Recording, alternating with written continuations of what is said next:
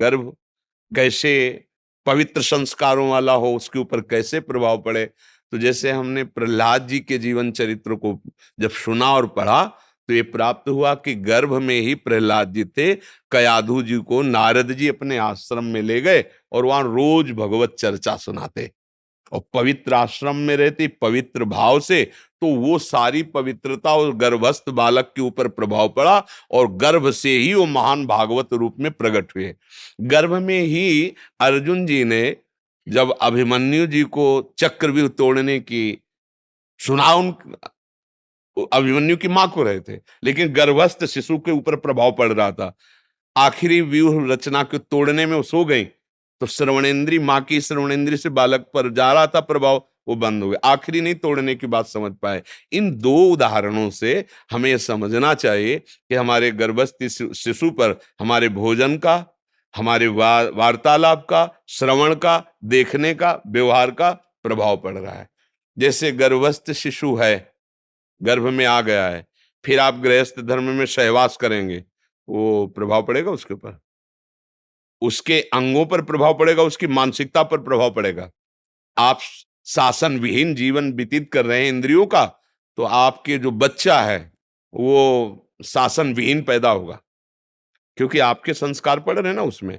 आप इधर उधर की वस्तुएं चाट चूट की खा रहे हैं इधर उधर, तो वही संस्कार उसके पड़ रहे हैं। सात्विक भोजन, संयम, गर्भ आ गया अब नहीं, ये गृहस्थ में ध्यान रखना चाहिए।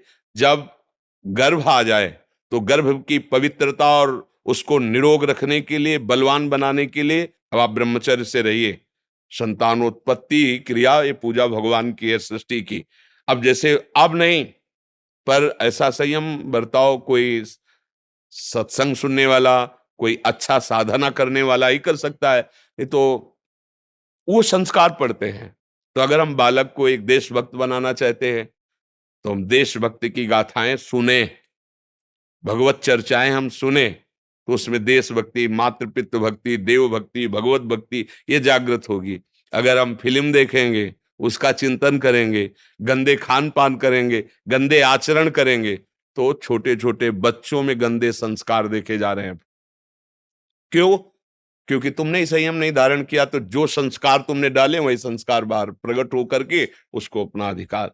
अगर हम गर्भस्थ शिशु को महान बनाना चाहते, तुरंत संयम, जिस दिन पता चले गर्भ धारण हो गया, आप सहवास नहीं, संयम में आप रहिए, खान पान का संयम कीजिए। अगर भक्त और प्रवीण बनाना है तो शास्त्र आप गान कीजिए, वो सुने, या ऐसा ना संयोग हो तो स्वयं गान करे, सुने।